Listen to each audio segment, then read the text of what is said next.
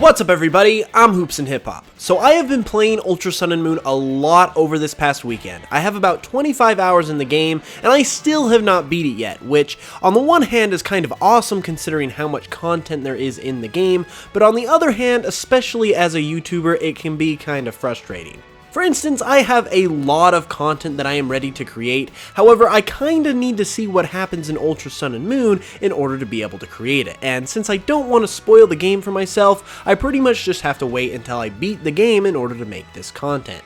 And that is still a couple days away, considering I'm only about 2/3 of the way through the main story. With that being said, I still want to get my content out to you guys on a regular basis, so I thought it would be fun while I'm kind of waiting to finish up the main story of the games to show you guys my Pokemon Ultra Sun and Ultra Moon team. Now, there were a lot of these kinds of videos happening all over the community back when Sun and Moon were coming out, and they seemed to be really popular, so I decided it would be really fun to do it for Ultra Sun and Moon. Now, I don't usually do these types of videos before I actually play the games, because I kind of like to figure out my team as I'm playing the game, but I am far enough into the game to where I have a full team of 6, and this team is probably the coolest team I've ever assembled in a Pokemon game, and it's came together in a really fun way, and so I just really wanted to share it with you guys. Thought it would be a lot of fun. So without further ado, let's check out my Pokemon Ultra Sun and Ultra Moon team. Now, the first pick for my team, just like any other Pokemon game, is the starter, and just like in Sun and Moon, my choice was Rowlet, who is now a Decidueye. Now, the reason why I went with Rowlet again, just like I did in Pokemon Sun, is because personally I believe that Rowlet and then therefore Decidueye as the fully evolved form is just the coolest and best starter of the three. I have already talked about what I think about Incineroar, and so I'm not really going to go into that here in this video, and as far as Primarina goes, I certainly don't dislike it, but it's just not the greatest in my opinion. So of those three, I went with Rowlet and therefore Decidueye just because I believe it's the best of the three. However, when it comes to picking Rowlet and therefore Decidueye, it's not like I'm picking the lesser of three evils. I absolutely love this entire family of Pokemon. I love their concept, I love their design, I love Decidueye's Grass Ghost typing, and I love its exclusive Z move.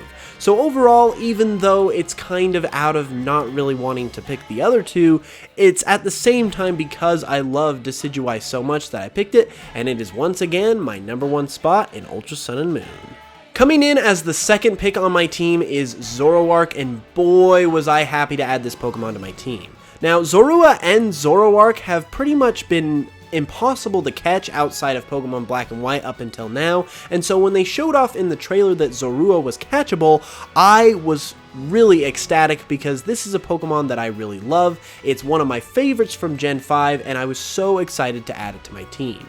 Now, I really love that Pokemon added a bunch of new Pokemon to be able to catch in these games because it retains the wow factor or the surprise factor whenever you go into a new Pokemon game to be able to walk through the grass and find a Pokemon you didn't expect. And that's exactly what happened with Zorua. I was just wandering around in the grass outside of the trainer school and boom, out pops a Zorua, and I love when they include these really cool types of Pokemon so early on in the game because it allows you to put them on your team without much effort or without having to catch them up level wise. It's really awesome. I've really loved having a Zoroark on my team in this game. It's been amazing, and so that's why it fits in the #2 spot. Now, my third pick for my team in Ultra Sun and Moon was Growlithe, who is now an Arcanine, and we actually have a funny story when it comes to this pick. As I was playing the game, I was on Route 3, and I was basically trying to figure out which Pokemon I would catch next. I was about ready to catch another Pokemon because it had been a while since I caught Zorua, and so I was trying to think, which Pokemon would be a good fit for my team? Which Pokemon would I actually catch if I had the chance to catch it in this game?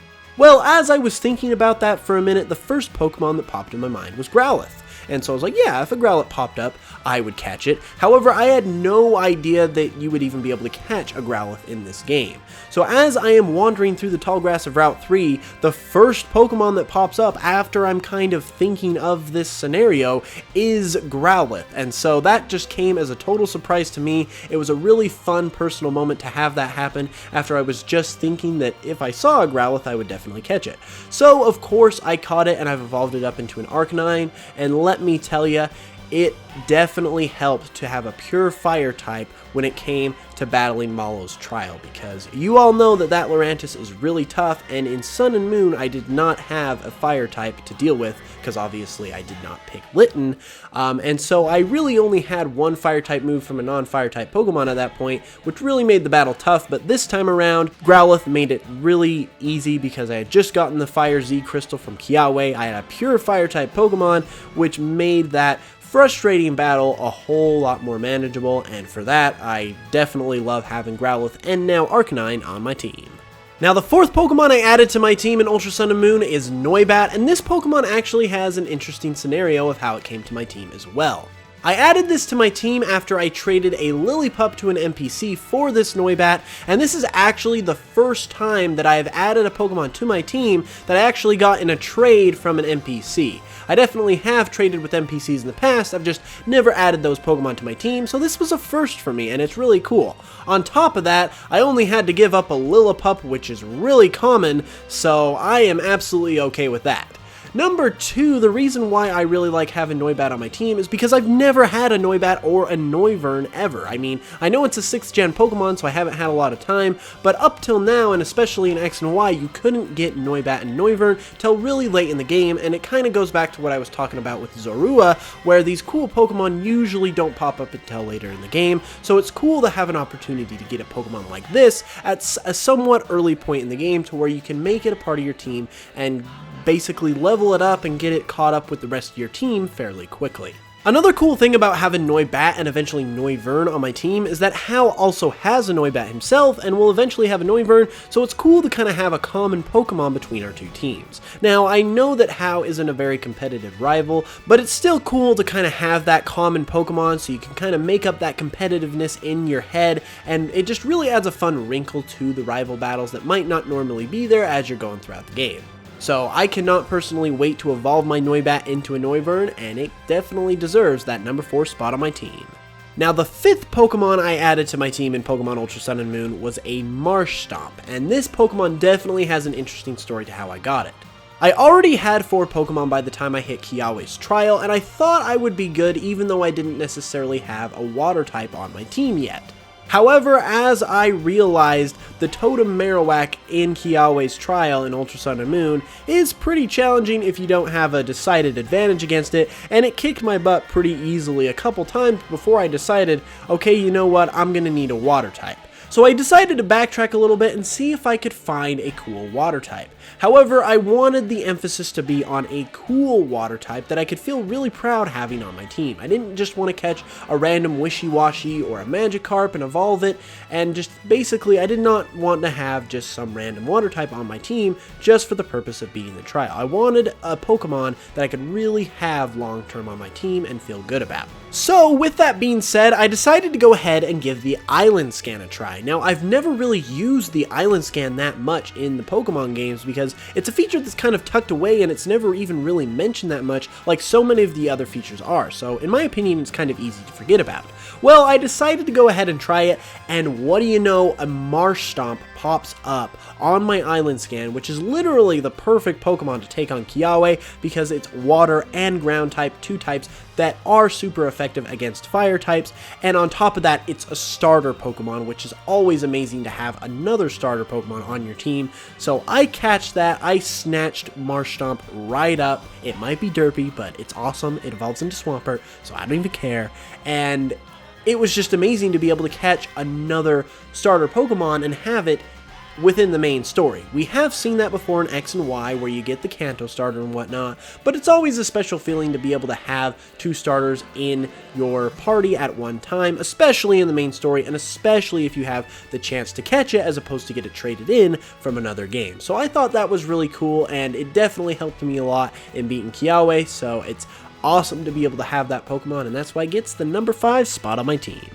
Now, the final Pokemon that I added to my team in Ultra Sun and Moon is a Pokemon that I just barely added to my team, and that would be Alolan Vulpix, soon to be Alolan Ninetales. Now, I really was excited to add this Pokemon to my team because obviously it's awesome. However, I have not had a chance to use an Alolan Vulpix yet, or even frankly, I haven't even used any Alolan Pokemon on my team up to this point because I did not use any in Pokemon Sun and Moon, just because they just didn't pop up at a time when I was able to catch them and add them to my team.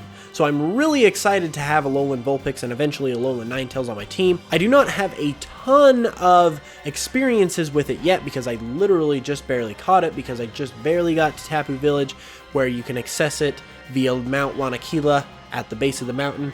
But like I said, Alolan Vulpix is just amazing, we all know this, and so I'm just really excited to add it to my team. I also love having an Ice type and a Fairy type because I don't believe I've ever had a Fairy type on my team before, so I'm just really excited to see what Alolan Ninetales will add to my team. I think it's going to be an awesome Pokemon to have, and that's why I picked it as my 6th slot on my Pokemon Ultra Sun and Ultra Moon team. And there you go, guys, that was my Pokemon Ultra Sun and Ultra Moon team. I really hope you guys enjoyed this video. It was a lot of fun to be able to share my team with you guys and share my experiences that I've been having in the game so far, and I definitely want you guys to do the same. So if you've been playing Pokemon Ultra Sun and Ultra Moon this far, and you want to share your team in the comments below, please do so. If you have any funny stories of how you got these Pokemon, definitely share it. I would really love to hear your stories. I would really like to get a good conversation going in the comments below. If you liked the video as well, be sure to give it a like and subscribe for more Pokemon Ultra Sun and Moon content, as well as just regular Pokemon content in general. I should be able to finish up the main story of the game pretty soon here, which means come Saturday we should have a pretty awesome video for you guys. I just wanted to make this video in the meantime while I'm still getting through the games. It was a lot of fun and I hope you guys enjoyed it. So anyways, with all of that being said, I will be back very soon to give you guys another video, and until then, as always, I will smell you guys later.